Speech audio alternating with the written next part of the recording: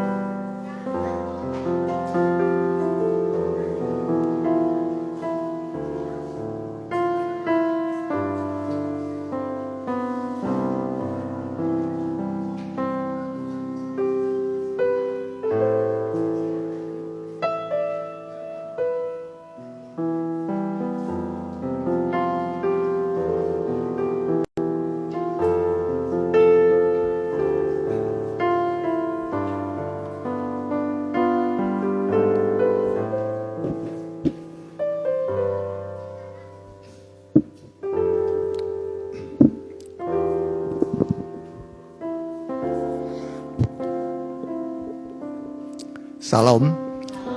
Ya, puji Tuhan, oleh kemurahan Tuhan kita bisa beribadah. Juga Ibu, lupa saya, udah hadir kembali, udah sembuh lagi ya. Tuhan berkati ya. Semua karena pertolongan Tuhan ya. Kita manfaatkan kesempatan ini untuk kita bersukacita, beribadah. Sebab setiap kita ibadah berguna dalam segala hal. Untuk apapun ibadah ini berguna, manfaatkan kuasa ibadah menolong kita dalam semua kesulitan kita ada. Mari kita bangkit berdiri, jalan Tuhan.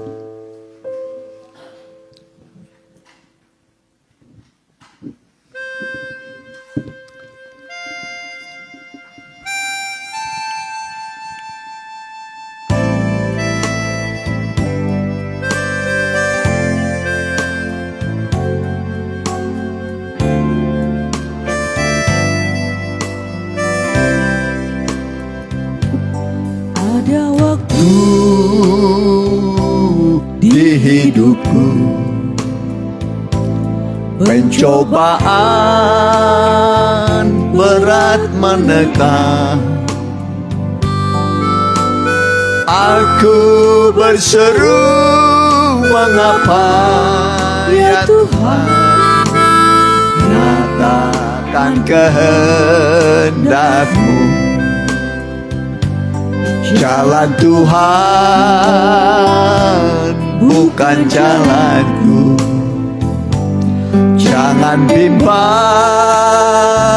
ataupun ragu, nantikan Tuhan jadikan semua indah pada waktunya. Hari esok tiada ku tahu, namun tetap langkahku maju. Percaya Tuhan jadikan semua indah pada waktunya. Pada Tuhan masa depanku, pada Tuhan ku serahkan hidupku. Nantikan Tuhan berkarya, indah pada waktunya.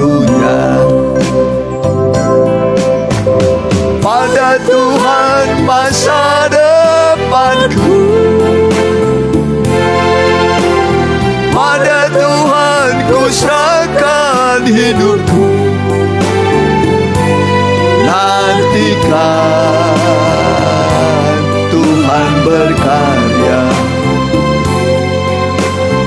indah pada waktu. Nantikan Tuhan berkarya, indah pada waktunya. Kita berdoa.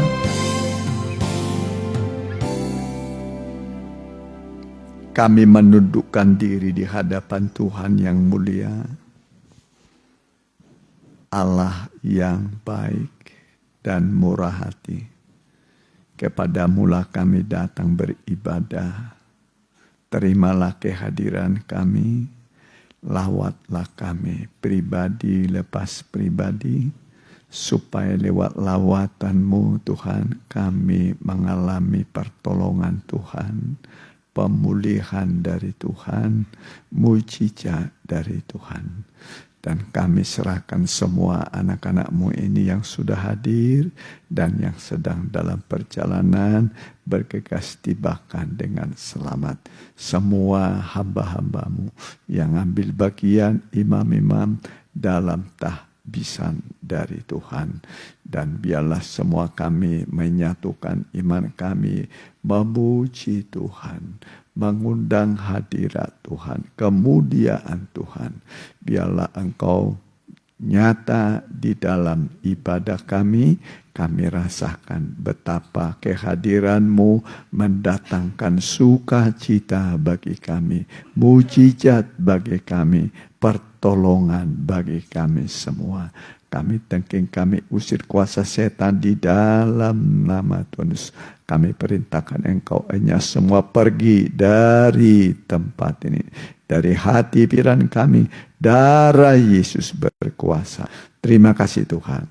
Biarlah kemuliaan-Mu hadir di tengah-tengah kami. Dalam nama Tuhan Yesus Kristus.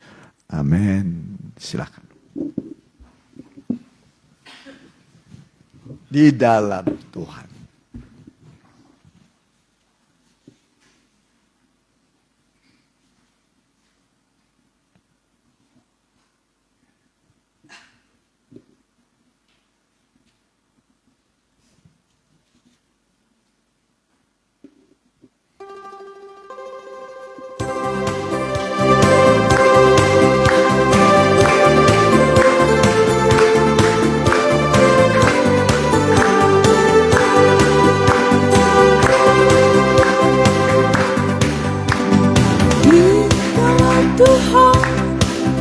Ada kelepasan di dalam Tuhan, ada keselamatan di dalam Tuhan, ada kesukaan selama-lamanya.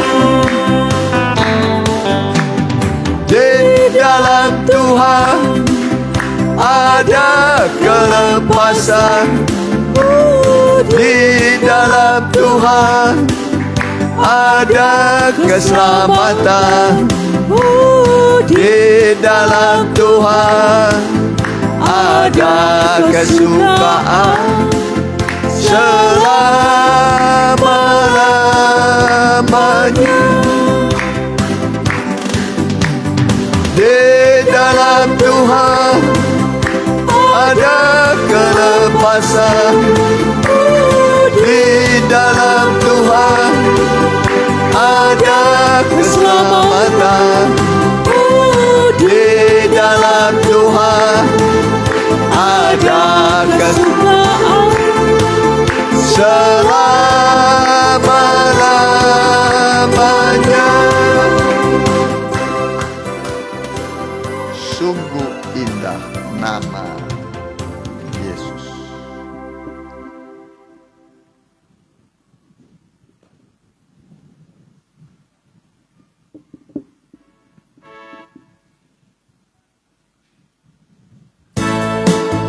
Ya, kita nyanyi sambil berdiri.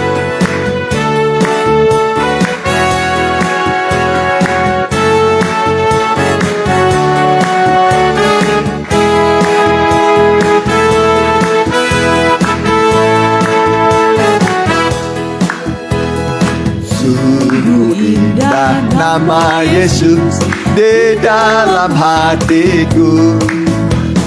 Ku mau iring Dia selalu sampai akhir hidupku. Glory, glory, glory, haleluya, terpuji namanya. Ku mau iring Dia selalu sampai akhir hidupku. Sungguh indah nama Yesus di dalam hatiku. Ku mau iring Dia selalu sampai akhir hidupku. Glory, glory, glory, haleluya, terpuji namanya. Ku mau iring Dia selalu sampai akhir hidupku. Glory, glory, glory, haleluya, terpuji namanya. Ku mau iring Dia selalu. Dari awal kembali.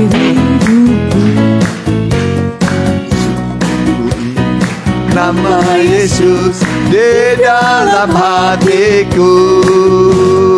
Ku mau iring Dia selalu sampai akhir hidupku. Glory, glory, glory, haleluya, terpuji namanya. Ku mau iring Dia selalu sampai akhir hidupku. Glory, glory. Glory, glory, glory, haleluya, terpuji namanya. Ku mau iring Dia selalu sampai akhir hidupku. Silakan. Di dalam dunia.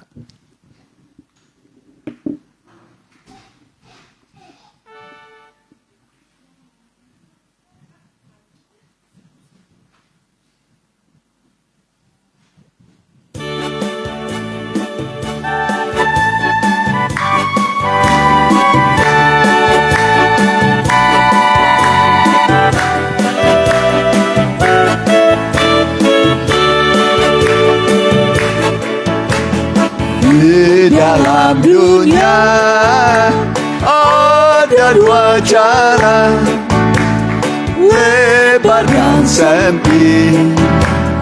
Mana kau pilih? Yang lebar api, jiwamu mati.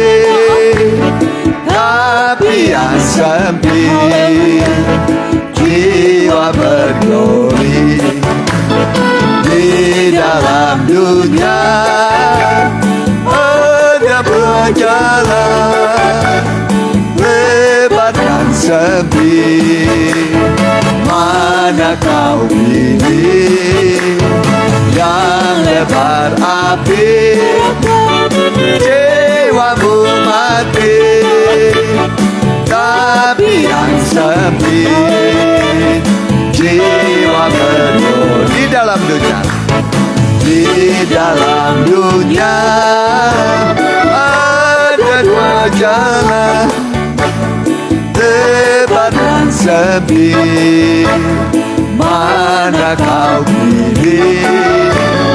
Yang lebar api, jiwamu mati.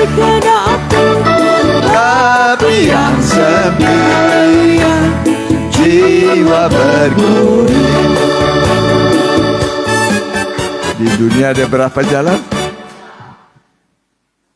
Yang satu jalannya sempit, satu lebar, bebas ya.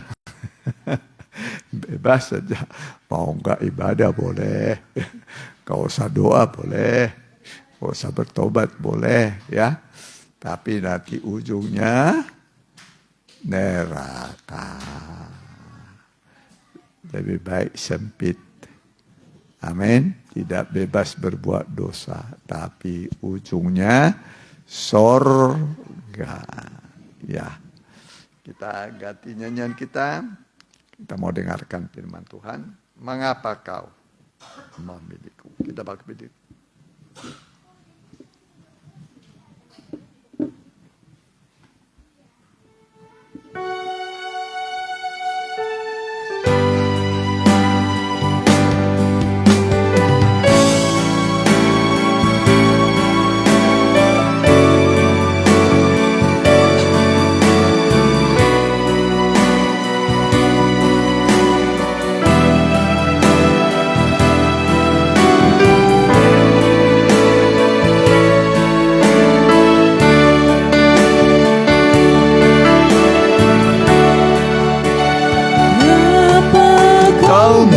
Milikku,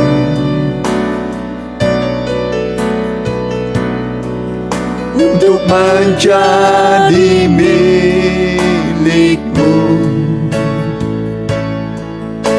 sedangkan kau tahu salahku.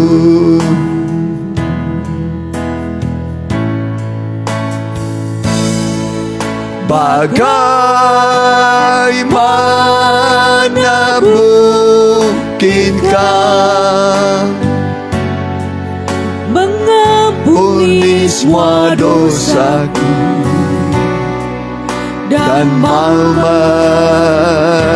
menyelamatkan jiwaku.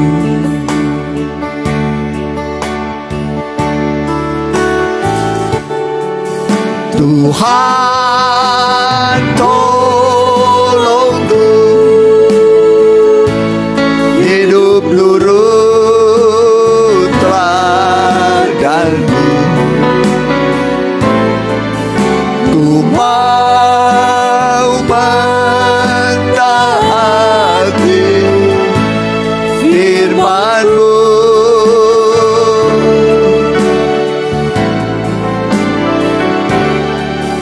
Hidupku sekarang hanya bagimu,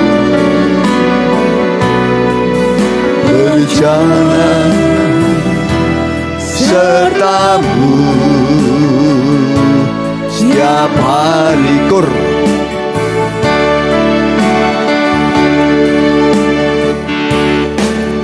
Tuhan, tolongku hidup nurut teladanmu. Ku mau mentaati firman-Mu.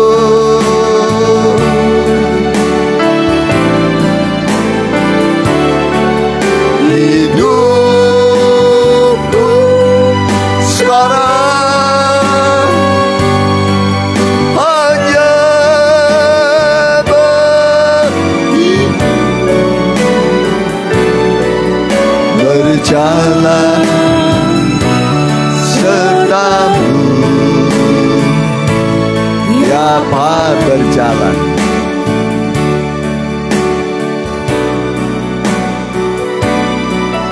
berjalan sertamu tiap hari. Mari kita tundukkan kepala, kita persiapkan diri kita. Kita buka hati kita mendengar firman Tuhan. Mimbar saya serahkan kepada saudara pendeta muda Adar Sipan.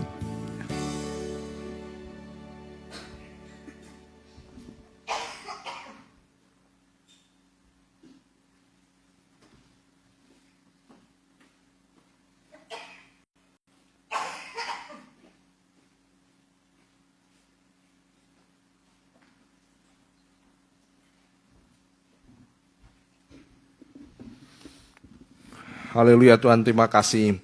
Inilah kerinduan kami Tuhan, supaya kami bisa Tuhan berjalan bersama-Mu sepanjang hari. Karena berjalan bersama-Mu Tuhan, sekalipun kami melewati lembah kekelaman yang dihadapi oleh Daud, Engkau Tuhan tetap bersama dengan kami. Tetap Tuhan menjaga kami. Tetap Tuhan menunggu kehidupan kami. Walaupun kami dalam lumpur dosa Tuhan, kami tetap Tuhan Engkau angkat. Begitulah Tuhan kiranya kerinduan kami kepadamu Tuhan.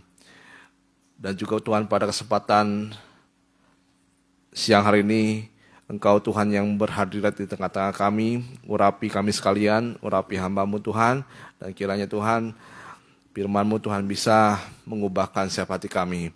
Terima kasih Tuhan, terima kasih. Kami akan mengenal firman-Mu. Sebelumnya kami mengusir juga kuasa sejat yang mau mengganggu hati pikiran kami. Bersama kami menolaknya dalam satu nama, dalam nama Tuhan Yesus Kristus. Biarlah bisukan-Nya pergi dari tempat ini. Terutama dalam hati dan pikiran kami Tuhan, Engkau sucikan, sehingga kami bisa mendengar firman-Mu Tuhan dengan sebaiknya. Dalam nama Tuhan Yesus Kristus kami sudah berdoa dan mengucap syukur. Haleluya. Amin. Ya, silakan duduk kembali Bapak Ibu Saudara sekalian. Selamat hari Minggu, salam sejahtera bagi kita yang dikasih oleh Tuhan.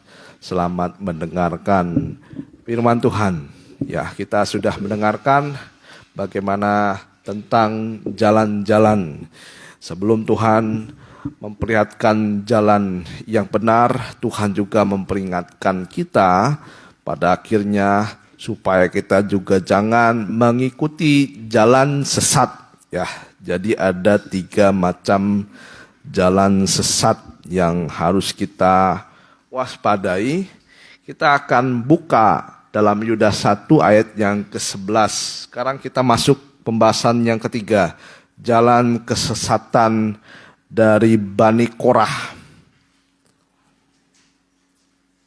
Yudas 1 ayat yang ke-11, demikian firman Tuhan. Celakalah mereka karena mereka mengikuti jalan yang ditempuh Kain, dan karena mereka sebab upah menceburkan diri ke dalam kesesatan Bileam. Nah, kita baca bersama-sama. Dan mereka binasa karena kedurhakaan seperti Korah. Ya, jalannya ditempuh Kain sesat, dan orang baiknya menceburkan diri ke dalam kesesatan Bileam. Nah, makanya di sini disebutkan menceburkan diri. Tetapi yang selanjutnya yang paling mengerikan, dan mereka binasa karena kedurhakaan seperti Korah. Ada jalan yang paling mengerikan, itu seperti Bani Korah. Ya, mereka inilah noda dalam perjamuan kasih-Mu, di mana mereka tidak malu-malu melahap dan hanya mementingkan dirinya sendiri. Mereka bagaikan awan yang tidak berair, yang berlalu ditiup angin. Mereka bagaikan pohon-pohon yang dalam musim gugur tidak menghasilkan buah.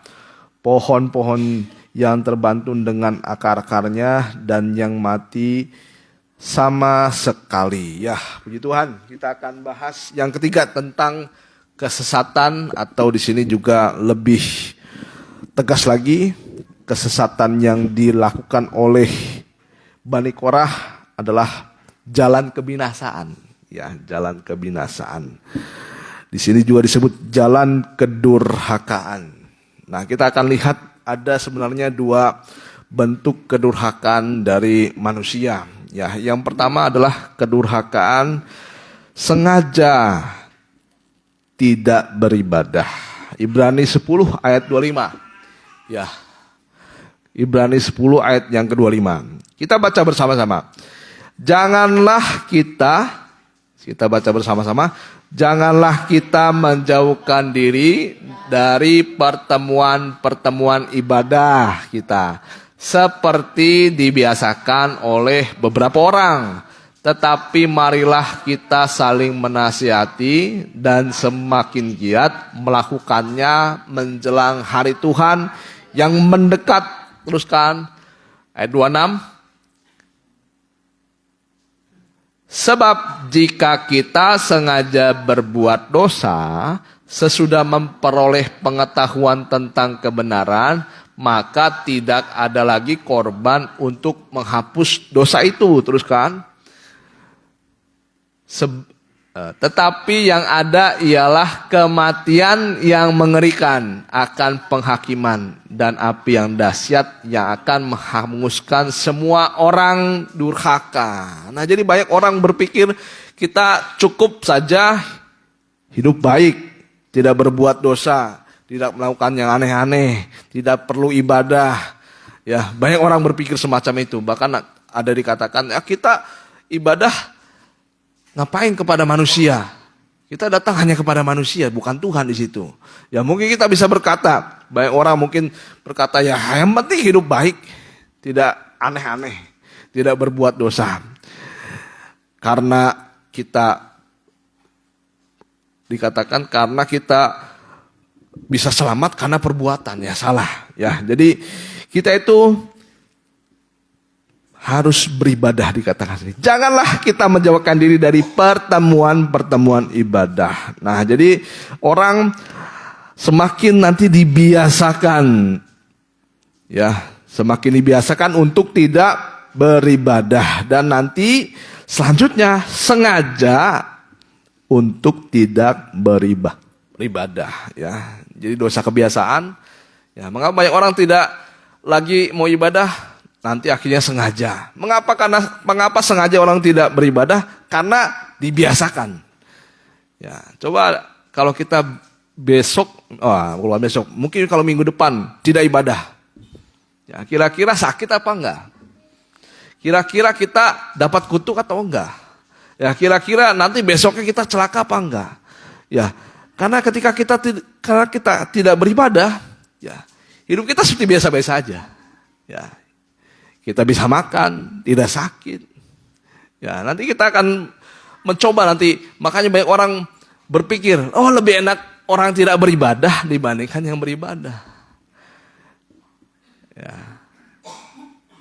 Banyak orang nanti merasa beribadah itu suatu kerugian.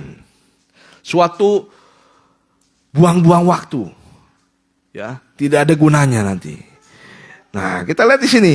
Orang yang membiasakan diri tidak beribadah itu disebut dosa kebiasaan tidak beribadah. Nanti pada akhirnya orang yang sudah biasa tidak beribadah pada tahap yang tertentu dia akan menjadi orang yang sengaja tidak beribadah.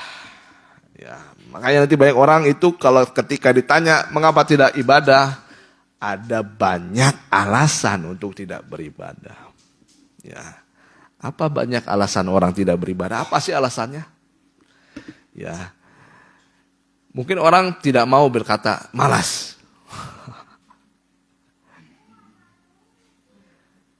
Mungkin karena ada kesibukan. Ya. Mungkin karena tidurnya kemalaman, akhirnya tidak beribadah, capek. Wah, capek itu paling gampang. Capek. Kalau sakit, kira-kira banyak orang sakit, ya. Banyak orang sakit yang ternyata karena kerinduannya beribadah, dia bisa beribadah. Ya, Mama Depa sakit kaki. Waduh, saya lihat masih bisa ibadah. Padahal kalau saya lihat jalurnya itu ya, dengan jalur kita mungkin dia seperti turun gunung dulu, udah itu naik lagi. Puji Tuhan masih ada. Kalau kerinduan bisa semua diatasi. Tapi saudaraku, nanti banyak orang itu punya 1001 macam alasan untuk tidak beribadah. Nanti satu saat sengaja untuk tidak beribadah. Nah, ini orang yang nanti disebut orang durhaka. Dikatakan di sini ayat 27 boleh dilihat. Tetapi yang ada ialah kematian yang mengerikan. Ini ayatnya. Saudara tidak bisa lagi sangkal. Berkata tidak perlu ibadah, yang penting hidup benar, baik sama semua orang, tidak selingkuh, ya kerja baik, semuanya baik lihat. Tapi dosanya satu, tidak ibadah. Nah, tetapi yang ada adalah kematian yang mengerikan, yang mengerikan akan penghakiman. Nanti kalau orang tidak beribadah, tidak ada yang membela. Tuhan katakan, siapa ini anakku? Tidak pernah ketemu. Waktu saya memberikan firman tidak ada. Nah, jadi yang ada adalah kematian yang mengerikan, akan penghakiman dan api yang dahsyat akan menghanguskan semua orang durhaka. Jadi orang tidak beribadah durhaka kepada Tuhan. Nah, ini tahap durhaka yang pertama, ya. Di dalam 1 Timotius 4 ayat 8. Ini ayat yang tidak boleh kita lupakan selalu, ya. Harus kita ingat. 1 Timotius 4 ayat 8 sampai 10. Kita baca bersama-sama. Latihan badani terbatas gunanya, tetapi ibadah itu berguna dalam segala hal. Ya, latihan badani apa saja, mungkin latihan otak, belajar, kita semua ada gunanya, tetapi terbatas. Itu sampai mati saja. Ya, sampai mati. Orang sudah mati, tidak pernah saya lihat orang diambil otaknya, tidak. Ya, mentang-mentang ini profesor pintar ya, saya mau tukar otaknya dengan orang pintar, tidak bisa. Ya, walaupun kata orang bisa dicangkok jantung dan lain sebagainya, banyak yang gagal, semua terbatas gunanya. Ya, sampai mati. Ya, semua memang ada gunanya tapi terbatas, ada batasnya. Bahkan orang sampai sakit, orang sudah tidak bisa ngapa-ngapain lagi.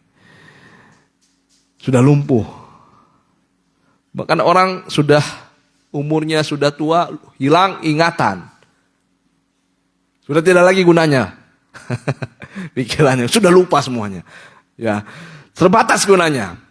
Tetapi ibadah itu berguna dalam segala hal. Ya, kita baca ulangi, latihan badani terbatas gunanya, tetapi ibadah itu berguna dalam segala hal karena mengandung janji, baik untuk hidup ini maupun untuk hidup yang akan datang. Ayat 9. Perkataan ini benar dan patut diterima sepenuhnya. Itulah sebabnya kita berjerih payah dan berjuang. Nah, jadi perjuangan yang Tuhan ingin lihat pertama, ya, yang awal adalah ibadah. Ya. Karena kita menaruh pengharapan kita kepada Allah yang hidup juru selamat semua manusia, terutama mereka yang percaya. Nah, inilah yang didapatkan pertama di sini oleh Paulus. Ini Paulus menulis kepada Timotius. Nah, karena Paulus lihat segala sesuatu. Ternyata yang paling berguna dalam segala hal adalah ibadah. Makanya dinasihatkan ini kepada Timotius anak didiknya. Ya, latihan badani terbatas gunanya. Ya, itu sebabnya Tuhan ingin lihat kita itu dalam setiap ibadah. Karena ibadah itu dikatakan di sini memiliki suatu pengharapan. Ya, itulah sebabnya kita berjerih payah karena kita menaruh pengharapan. Jadi orang yang beribadah adalah orang yang menaruh pengharapannya kepada Tuhan. Orang berkata, banyak berpikir dan banyak bertindak, saya menaruh pengharapan kepada Tuhan. Tetapi tidak pernah beribadah. Itu bukan tanda orang yang berharap pada Tuhan. Jadi orang yang menaruh pengharapan kepada Tuhan, tanda utamanya adalah beribadah. Makanya banyak orang gagal hidupnya.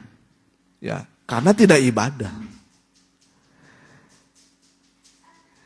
Disangkanya dengan dia berbuat ini itu tanpa dia beribadah, dia bisa menghasilkan sesuatu. Tapi kalau dia beribadah, dia berharap kepada Tuhan. Dan kalau kita berharap kepada Tuhan, tidak pernah mengecewakan. Ini bukan saya menunjukkan bahwa setiap ibadah kita pasti sukses, bukan itu. Tapi setiap kita beribadah, kita menaruh pengharapan kepada Tuhan.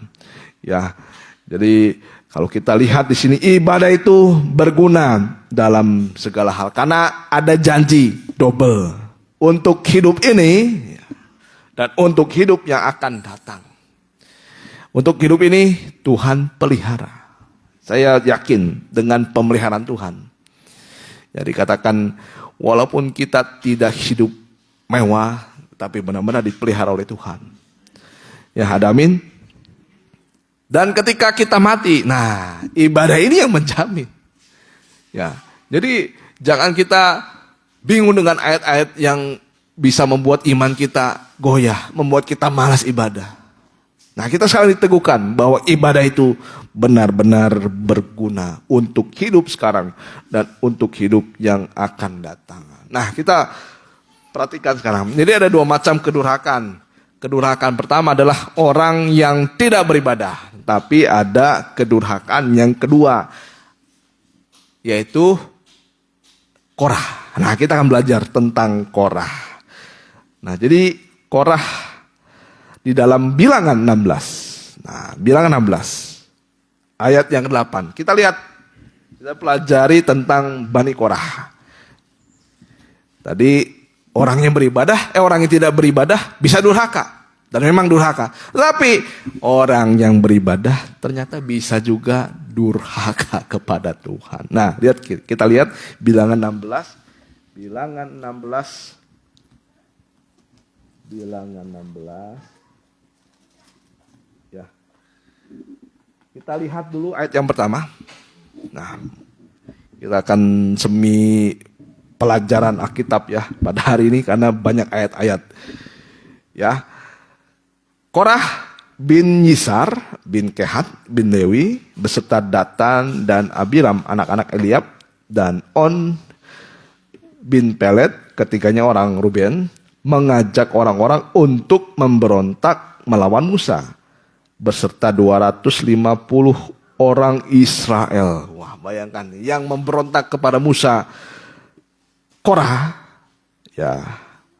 Terus Datan, Abiram, anak-anak Eliab, ya, dan On bin Pelet, ketiganya orang Ruben, ya, mengajak orang. Jadi ada Korah di sini, terus ada Datan, Abiram, terus On, ada 4 orang, ya, ada 4 orang, dan di sini juga mereka membawa 250 orang. Jadi berapa orang? 4 tambah 250. 254 orang. Nah, tapi pemimpinnya 4 orang ini. Ya, 4 orang ini. Pemimpin-pemimpin umat itu. Wah, pemimpin-pemimpin umat. Sekarang pemimpin bisa komsel. Bisa wakil gembala. Ya, bisa siapapun juga. Ini bukan orang-orang biasa. Tapi semua pemimpin-pemimpin Israel. Ya, pemimpin umat itu yaitu orang-orang yang dipilih oleh rapat. Semuanya orang-orang kenamaan. Jadi bayangkan 254 melawan Musa. Ya, maka mereka berkumpul mengerumuni Musa dan Harun. 254 melawan 2 orang. Ya, serta berkata kepadanya, sekarang cukuplah itu. Segenap umat itu adalah orang-orang kudus. Boleh di ayat yang ke-4. Ya.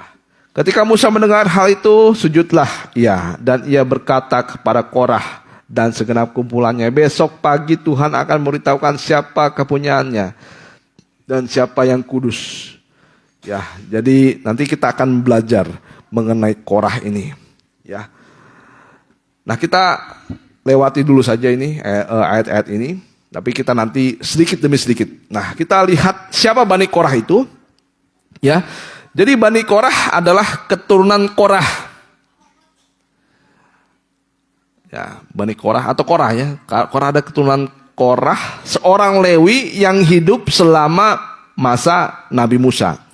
Dan sebagian dari suku Lewi, ya, sebagai bagian dari suku Lewi, maaf ya, sebagai bagian dari suku Lewi. Jadi Korah ini intinya mah adalah suku Lewi, ya, suku Lewi. Ya, nah jadi suku Lewi ini bertanggung jawab atas tugas-tugas keagamaan. Ya, intinya sekarang seperti ibadah saja, sebagai pelayan di bait suci. Sekarang seperti pelayan yang setiap hari kita lihat di depan. Ya, yang bisa main musik misalnya. Yang bisa main apapun juga. Nah, kita lihat. Jadi Bani Korah ini bertanggung jawab atas tugas-tugas keagamaan dan pelayanan di bait suci. Ya. Dan kelompok Lewi yang mengurus nanti bait-bait suci. Nah, jadi ada kita pisahkan saja. Jadi di antara Lewi itu ada suku Lewi dan juga ada yang dipilih menjadi imam-imam. Nah, imam-imam ini dipilih dari anaknya Harun. Tetapi orang Lewi itu memang disuruh Tuhan melayani, tapi tidak ditugaskan untuk tugas keimamatan, ya. Tapi yang membawa ini seperti terpal, nah ini tugasnya suku Lewi, ya, tugas suku Lewi. Jadi memang perannya itu banyak, tetapi di atas itu ada imam-imam dan imam besar. Imam besarnya adalah Harun pada zaman itu. Nah, jadi kalau kita lihat sejarah Korah ini, kita akan lihat di ayat yang ke-3, boleh? Ya. B, sekarang cukuplah itu.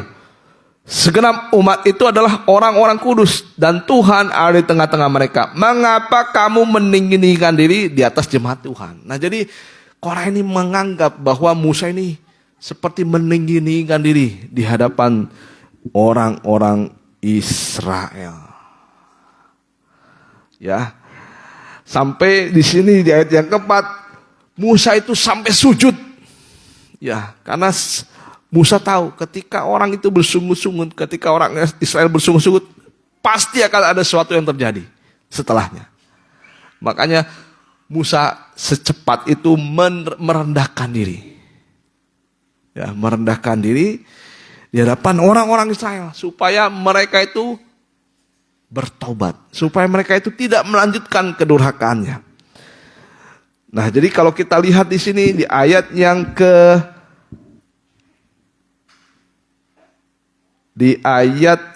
ke-8. Ya.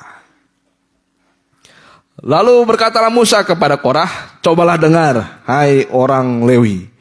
Belum cukupkah bagimu bahwa kamu dipisahkan oleh Allah Israel dari umat Israel? Ya, belum cukupkah bagimu bahwa kamu dipisahkan oleh Allah Israel dari umat Israel dan diperbolehkan mendekat kepadanya supaya kamu melakukan pekerjaan pada kemah suci dan bertugas bagi umat itu untuk melayani. Nah, intinya Bani Korah ini atau orang Korah ini adalah orang yang boleh melayani. Ayat 10, dan bahwa engkau diperbolehkan mendekat bersama-sama dengan semua saudaramu Bani Lewi, dan sekarang mau pula kamu menuntut pangkat imam lagi. Sebab itu engkau ini dan segenap kumpulanmu kamu bersepakat melawan Tuhan. Karena siapakah Harun? Sehingga kamu bersungut-sungut kepadanya. Ya. Nah, jadi orang yang beribadah bisa durhaka. Ya, kita lihat di sini. Korah itu ada aktivitas dalam ibadahnya. Tapi ketika beribadah, dia bersungut-sungut. Ya, bersungut-sungut ini merupakan suatu kedurhakaan. Nah, kita harus berhati-hati. Ya, sebab jika kita beribadah, ada dosa nanti yang akan timbul ketika orang mulai bisa melayani Tuhan. Ya, orang bisa melayani Tuhan, mulai dia melihat, wah ini gembala, oh ini wakil gembala, oh ini imam-imam yang lain, oh saya lebih hebat, oh yang lain itu di bawah saya lebih hebat. Nah, jadi ini nanti timbul kedurhakaan. Ya. Nah, kita nanti akan lihat Mengapa Bani Korah bisa memberontak kepada Musa? Nah, yang pertama, ya, mengapa Bani Korah bisa memberontak kepada Musa? Yang pertama, karena merasa bahwa Musa dan Harun menguasai semua, ya, kekuasaan, menguasai semua kekuasaan atau Korah sebagai pemimpin mengklaim bahwa semua orang Israel sudah kudus di hadapan Tuhan. Ya, dia merasa semua orang Israel itu kudus, semua bisa melayani. Ya, jadi jangan cuma suku Lewi, suku-suku yang lain boleh. Nah, yang ketiga, Bani Korah merasa tidak puas dalam pelayanan mereka di Israel. Ya. Bani Korah merasa tidak puas dalam pelayanan mereka di Israel. Nah, di sini bersungut-sungut dalam ibadah dan juga dalam melayani Tuhan. Nah, jadi ibadah Korah ini nanti akhirnya menuntut pelayanan daging. Nah, pelayanan daging. Apa contoh pelayanan daging? Ya, jadi pelayanan daging ini menuntut suatu kedudukan. Ya, menuntut suatu kedudukan, walaupun ia sudah beribadah, walaupun ia sudah melayani, tapi dia nuntut kedudukan. Wah, saya kurang nih di sini nih. Wah, saya harus jadi pemimpin nih di sini. Ya, menuntut kedudukan. Dan yang selanjutnya, menuntut upah yang jasmani. Nah, ini hati-hati ya. Jadi kalau kita menuntut upah yang jasmani, hati-hati. Ya, kita juga kalau beribadah menuntut upah jasmani. Seolah-olah kita di sini seperti diupah. Ya, seolah-olah di sini kita kalau ibadah harus mendapat sesuatu dari Tuhan. Nah, hati-hati kita. Kalau kita datang kepada Tuhan, Tuhan itu harus memberkati saya. Itu menuntut upah. Kalau saya datang kepada Tuhan, saya tidak boleh miskin. Kalau saya datang kepada Tuhan, saya harus kaya. Kalau saya datang kepada Tuhan, anak saya harus pintar. Kalau saya datang kepada Tuhan, jangan sakit-sakitan. Wah, semua dituntut kepada Tuhan. Jadi yang jasmani dituntut. Ya. Tidak ada tuntutan secara rohani. Kalau saya datang kepada Tuhan, saya harus berubah hidupnya. Nah, itu tuntutan jasmani, rohani.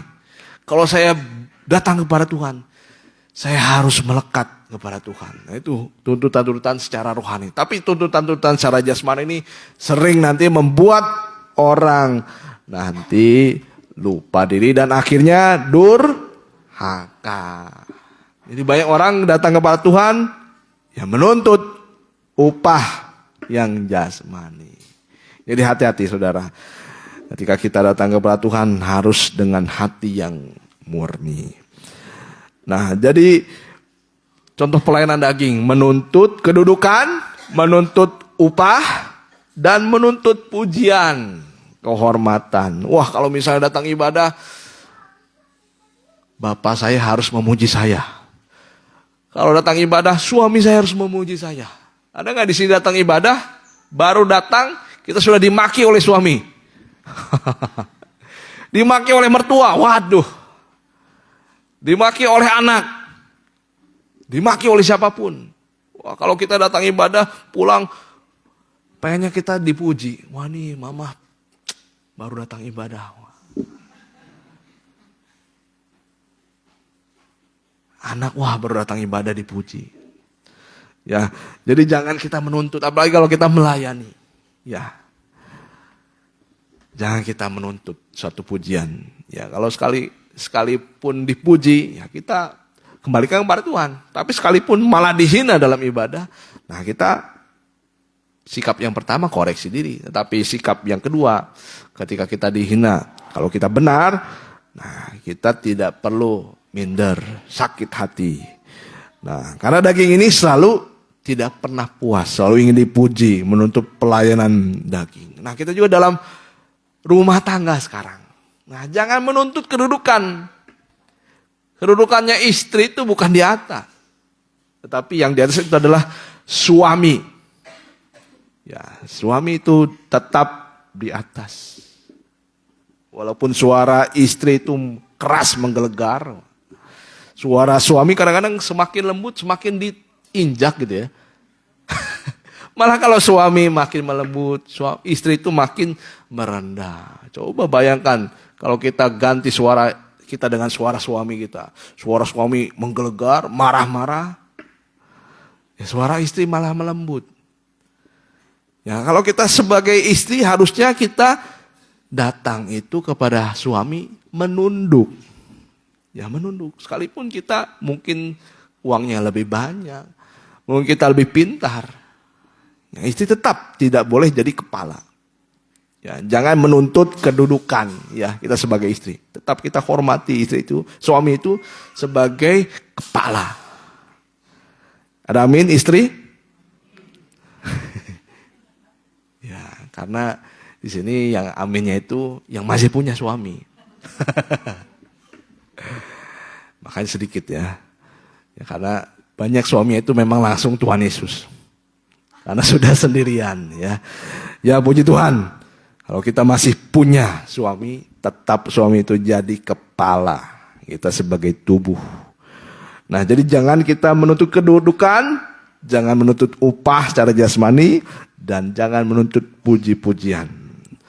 Nah, kita lihat tahap pemberontakan dari Korah. Jadi Korah beserta 250 pemimpin Israel dan tadi 3 orang suku Ruben menuntut kepada Musa dan Harun.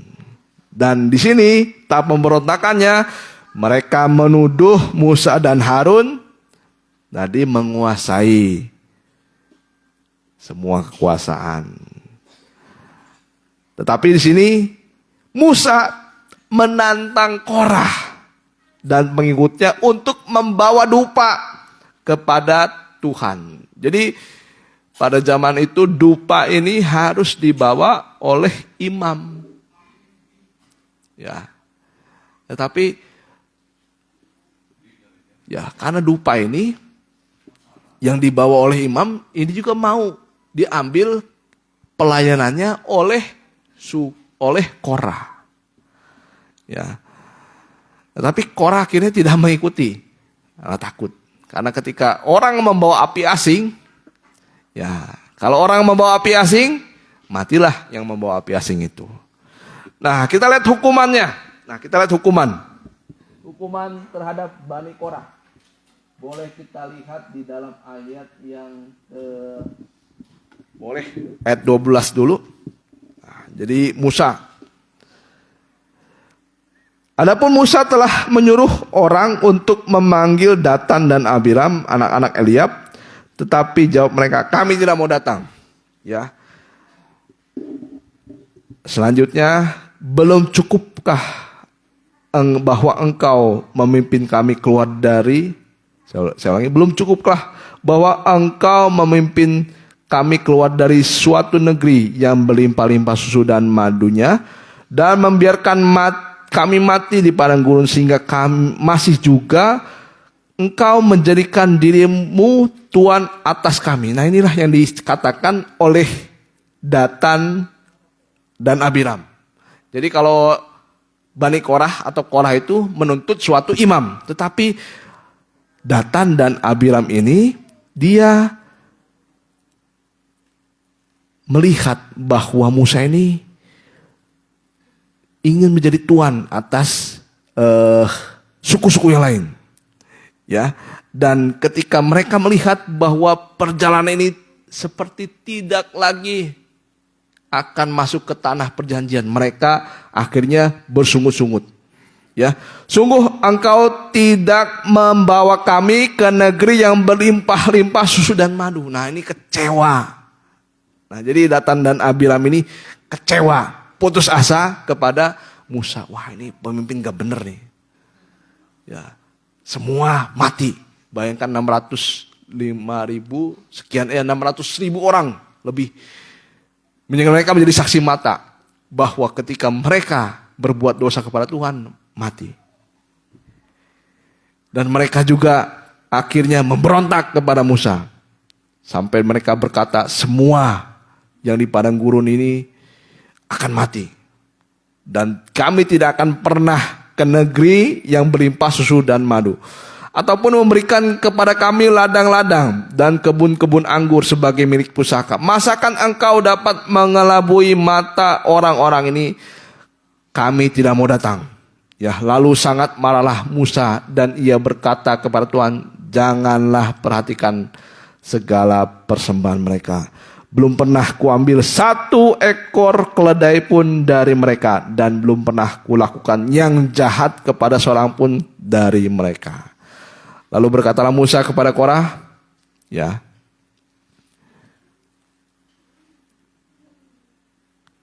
kita lompat saja di ayat yang boleh nanti Bapak Ibu Saudara sekalian baca seluruhnya. Ayat yang 28 boleh?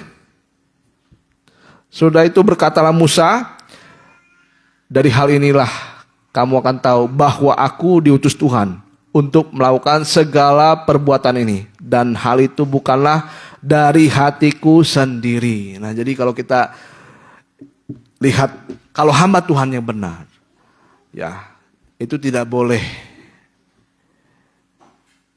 mengambil kedudukan, tidak boleh menuntut kedudukan, tidak boleh dalam hatinya mengingini suatu kedudukan seperti Musa. Ya, Musa ini dalam hati tidak pernah mau dipanggil oleh Tuhan, tetapi Tuhan benar-benar memanggil Musa. Ya, dalam hatinya sendiri dia tidak mau menjadi pemimpin orang Israel. Ya, kalau saya boleh jujur, saya juga takut jadi gembala. Ya, karena saya lihat sendiri gembala itu seperti apa. Ya, betapa sakit hatinya. Ya, kalau ada satu jemaat saja yang memberontak, atau satu jemaat saja yang mulai tidak ibadah, atau satu jemaat saja yang mulai ya aneh-aneh, ya, mulai tidak setia dan lain sebagainya. Ya, bahkan guru saya, kalau Tuhan panggil saya jangan seperti gembala, jangan saya dipanggil seperti gembala, biarlah saya menjadi penginjil. Ya, kan tugas gembala itu berat. Tugas pemimpin itu berat. Ya seperti Musa. Kalau boleh Musa itu, ini memimpin orang-orang Israel. Bayangkan yang kepalanya itu keras. Waduh, kalau kita punya anak satu saja yang keras kepala, kalau boleh satu anak ini tidak perlu hidup, tidak perlu ada.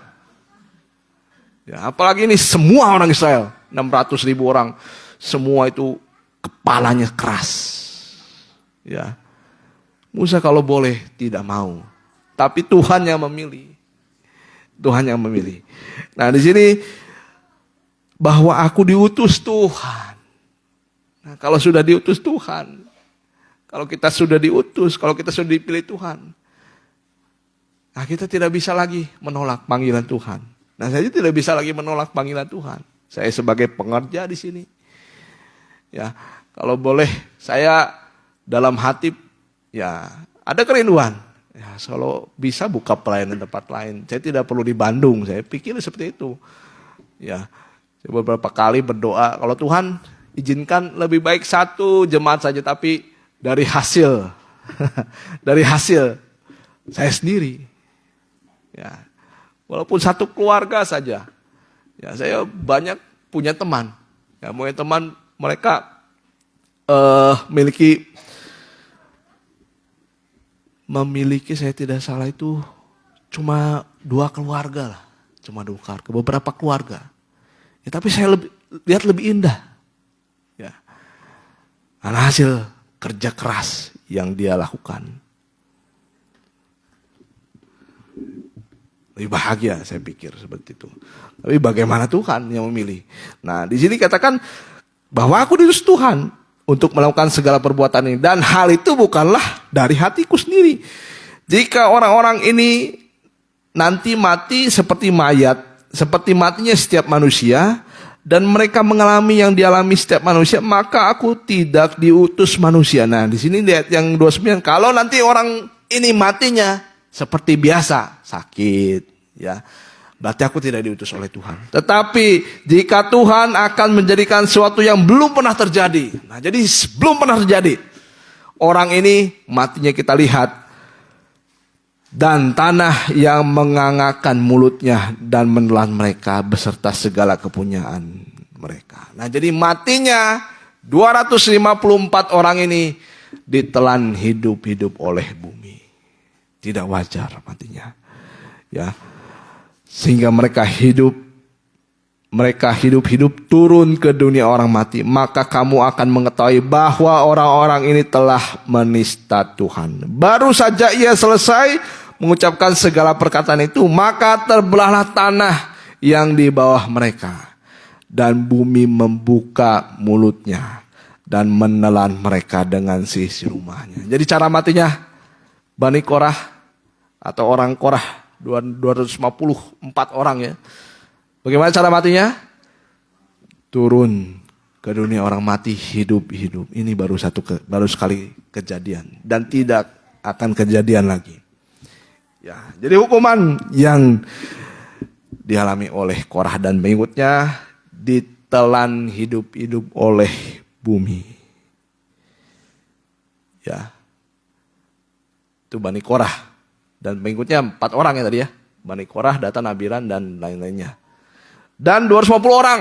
Nah, kita lihat 250 orang. Demikianlah mereka semua orang yang ada pada mereka turun hidup-hidup ke dunia orang mati. Dan bumi menutupi mereka sehingga mereka binasa dari tengah-tengah jemaat itu. Dan semua orang Israel dari sekeliling mereka berlarian mendengar teriak mereka. Sebab mereka, jangan-jangan bumi menelan kita juga. Lagi keluarlah api berasal daripada Tuhan, lalu memakan ke 250 orang yang mempersembahkan ukupan itu. Nah, jadi yang 4 ditelan hidup-hidup, yang 250 orang dibakar hidup-hidup oleh Tuhan. Nah, jadi Korah dan pengikutnya dihukum karena ketidaktaatan dan pemberontakan mereka. Nah, jadi akibat dari Korah bersungut-sungut. Nah, di sini banyak orang nanti bukan secara jasmani mati, tetapi yang rohani. Nah, dikubur hidup-hidup oleh bumi. Nah, jadi banyak orang nanti secara tidak langsung rohaninya mati. Kenapa? Karena ditelan oleh bumi, oleh perkara-perkara dunia. Nah, banyak orang mati nanti itu karena perkara-perkara dunia ini. Secara tidak langsung. Ya, secara tidak sadar. Nah, mati secara demikian. Nah, jadi untuk kita sebagai para pelayan, saya juga sebagai para pelayan, marilah kita belajar dari kisah Korah ini. Jangan menuntut kepada Tuhan. Ya, jangan bersungut-sungut kepada Tuhan. Nah, pelajaran dari Bani Korah ini, kita akan melihat pentingnya ketaatan kita kepada pemimpin yang Tuhan tetapkan, ya, yang mendapat pengurapan khusus dari Tuhan. Ya, sekarang gembala sidang, siapapun juga mungkin pemimpin di sini. Di rumah tangga pemimpinnya suami, ya sudah ditetapkan. Ya, kita taat sebagai istri. Nah, jadi dari peristiwa ini juga, yang pertama kita belajar tentang Korah ini, ya kalau kita harus setia dan taat kepada pemimpin yang sudah ditetapkan oleh Tuhan. Yang kedua, peristiwa dari Bani Korah menunjukkan bahwa Tuhan itu maha mulia. Ya, menunjukkan kekuasaannya. Dan juga Tuhan itu menunjukkan kesuciannya. Itu yang kedua. Dari peristiwa ini Tuhan menunjukkan kekuasaannya, kemuliaannya, dan kesucian. Yang ketiga, pemberontakan dari Bani Korah menjadi suatu peringatan bagi pertama umat Israel, yang kedua bagi semua pelayan Tuhan dan semua yang mau menuntut kepada Tuhan, ya, menuntut kedudukan, menuntut apapun kepada Tuhan, ya, supaya kita tidak mengulangi kesalahan yang sama. Tapi kita lihat yang keempat, ternyata dari Korah ini puji Tuhannya, anak-anaknya tidak dihukum oleh Tuhan. Berarti anak-anaknya tidak mengikuti jalan dari Korah, bapaknya. Nah, kita lihat ternyata Korah atau Bani Korah yang masih selamat atau anak-anaknya, dia ternyata menulis dalam kitab Mazmur. Ya, kitab Mazmur 42. Ya, Mazmur 42. Ya. Mazmur 42 ayat yang pertama. Ya. Untuk pemimpin biduan, nyanyian pengajaran Bani Korah. Ya, ini Bani Korah. Anak-anaknya Korah sendiri yang menulis. Berarti Tuhan itu sekalipun menghukum orang tuanya, tapi anak-anaknya Tuhan kasihani. Ya, seperti rusa merindukan sungai yang berair, demikianlah jiwaku merindukan Engkau, ya Allah. Nah, ini sebenarnya harus dilakukan oleh Korah. Ya, jiwaku haus kepada Allah. Ya, kepada Allah yang hidup. Bila aku boleh datang melihat Allah. Nah, air mataku menjadi makananku siang dan malam. Ya, bayangkan kalau misalnya Korah ini, Bani Korah ini, dia melihat kembali bagaimana orang tuanya mati hidup-hidup. Ya, nenek moyangnya mati hidup-hidup. Karena sepanjang hari orang berkata kepadaku, di mana Allahmu? Ya, seperti orang itu menghujat anak-anak Korah, di mana Allahmu? Tapi anak-anak Korah ini diselamatkan oleh Tuhan. Inilah yang hendak ku ingat sementara jiwaku gundah gulana. Bagaimana aku berjalan maju dalam kepadatan manusia. Nah, inilah tanda pertobatan dari anak-anak Korah. Jadi ketika mereka mendapat satu pelayanan, kita lihat Bani Korah atau anak-anak Korah ini, dia mau lebih dahulu datang kepada Tuhan. Ya, lebih dahulu datang kepada Tuhan. Inilah yang hendak ku ingat sementara jiwaku gundah gulana. Bagaimana aku berjalan maju dalam kepadatan manusia, mendahului mereka melangkah ke rumah Allah dengan suara sorak-sorai dan nyanyian syukur dalam keramaian orang-orang yang mengadakan perayaan. Ya, mengapa engkau tertekan, hai jiwaku, dan gelisah dalam diriku? Berharaplah kepada Allah, sebab aku akan bersyukur lagi kepadanya, penolongku dan Allahku. Nah, jadi dulu yang bersungut-sungut, tetapi sekarang yang bersyukur.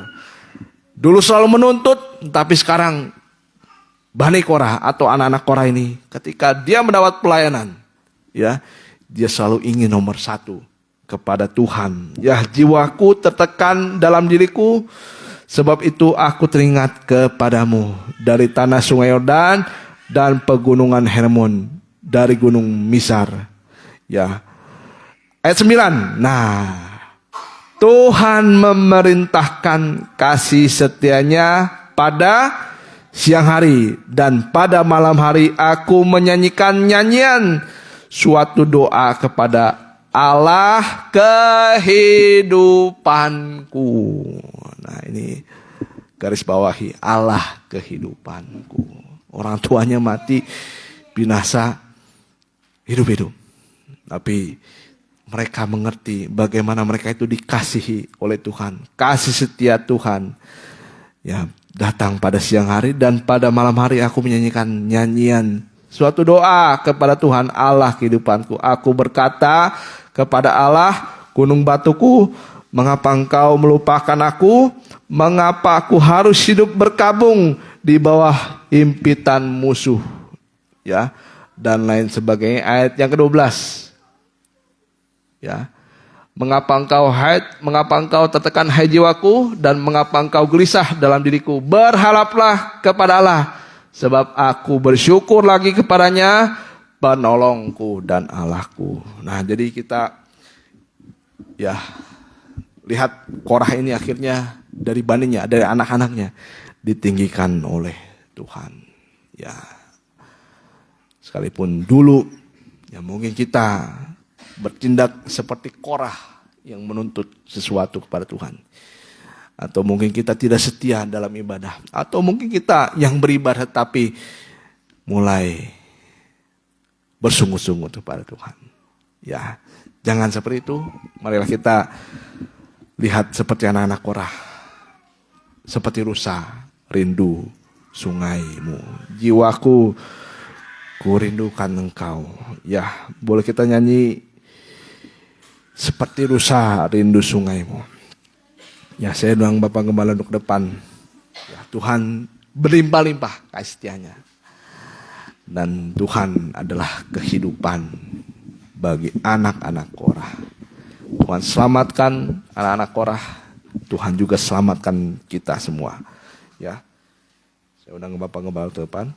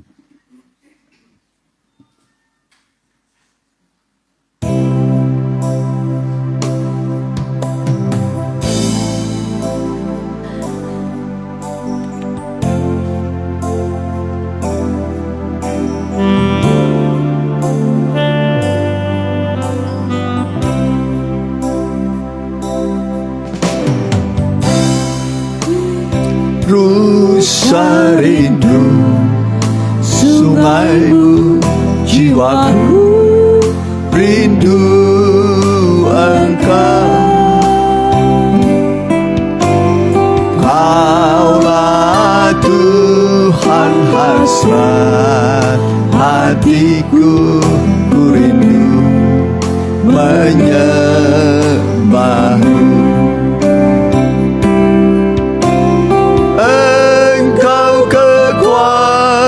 Dan perisaiku, kepadamu rohku berserah. Kaulah Tuhan hasrat hatiku, ku rindu menyembahmu.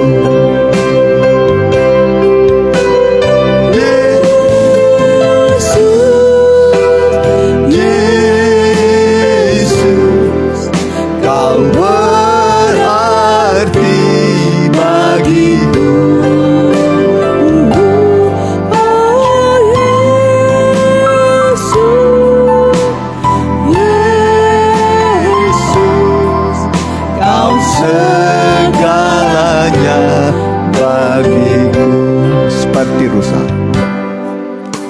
seperti rusa rindu sungaimu, jiwaku rindu engkau. Kaulah Tuhan hasrat hatiku, ku rindu menyembahmu.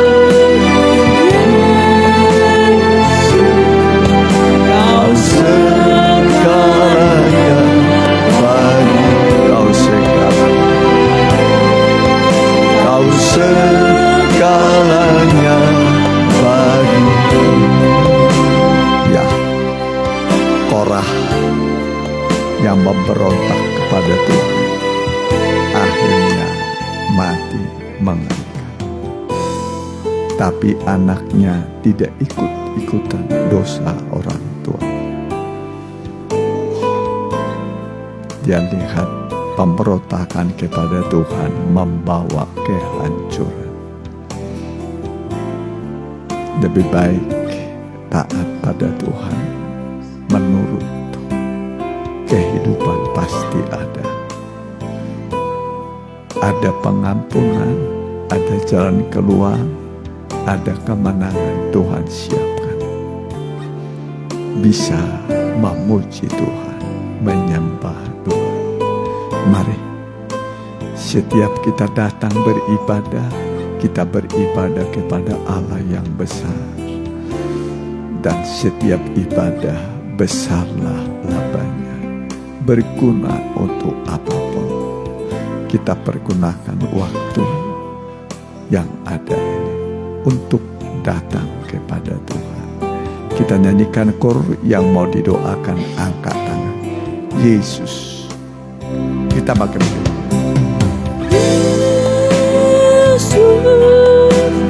Yesus,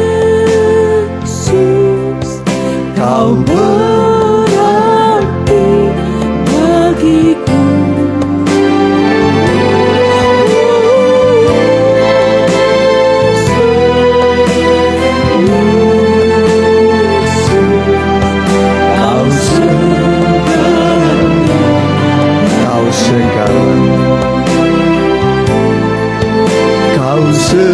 Segalanya,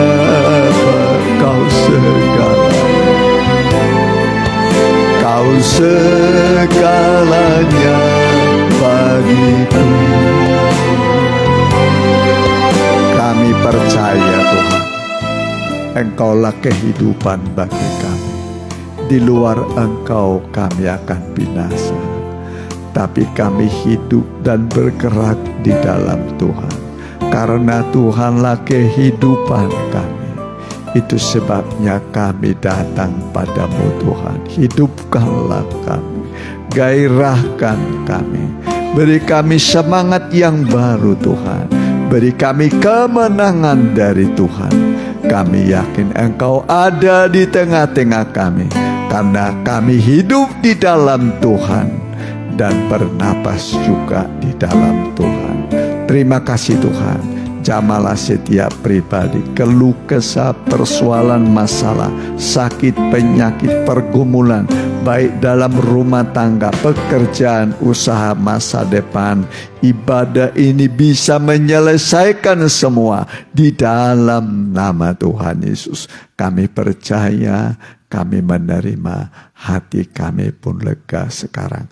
Karena Tuhan berkata, sudah selesai. Kami amini Engkau menyelesaikan dalam nama Tuhan Yesus. Amin. Silakan, mari kita jalankan sekali persembahan. Kita nyanyikan setia. Setia.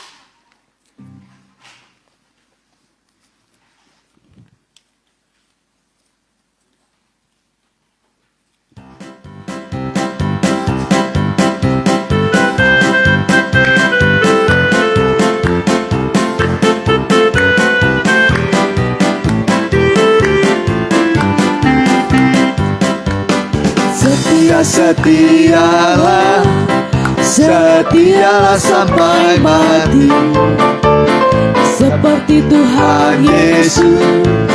Setialah sampai mati.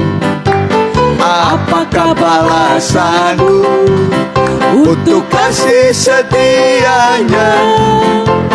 Setialah, setialah sampai mati. Setialah, setialah sampai mati. Tuhan Yesus, setialah sampai mati. Apakah balasanku untuk kasih setianya?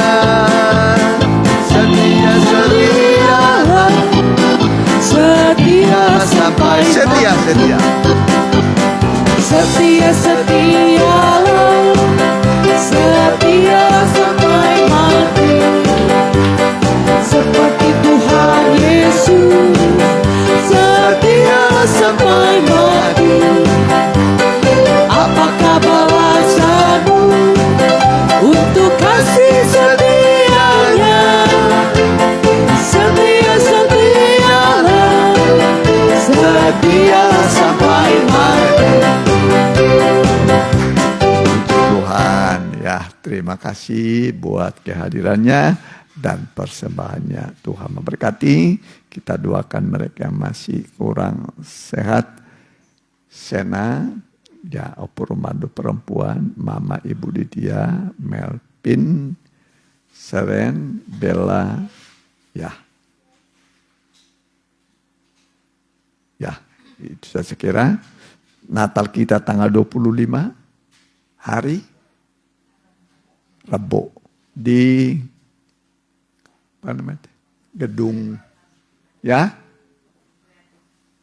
Grand Matland ya di depan IPTN ya.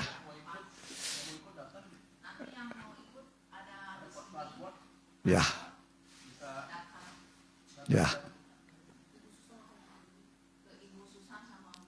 Ya, kasih tahu aja ya, disiapkan transportasi ya. Ya, masih ada waktu ya. Oh ya.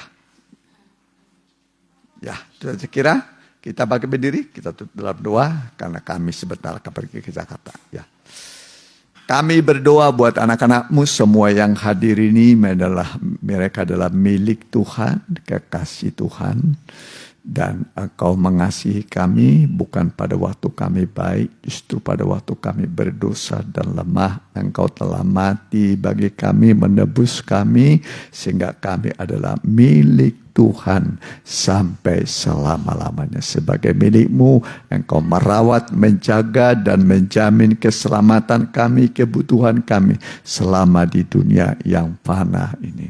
Biarlah kami berkemenangan dan pekerjaan, usaha, studi anak-anakmu. Tuhan berkati minggu ini, buatlah mereka berhasil. Yang sakit tetap Engkau sembuhkan di dalam nama Tuhan Yesus. Biarlah bilur-bilur Tuhan menyembuhkan mereka oleh kuasa firman dan oleh kuasa doa-doa kami. Terima kasih Tuhan. Terima kasih Bapa. Kami juga berdoa buat bangsa dan negara kami, negara Indonesia tercinta, Pak Presiden Prabowo Gibran, seluruh gubernur di Indonesia, kepala daerah tingkat 2, bupati, wali kota, muspika kecamatan, kepala desa, kepala lurah, juga tingkat RW dan RT. Mereka adalah hamba-hamba Tuhan untuk kebaikan kami.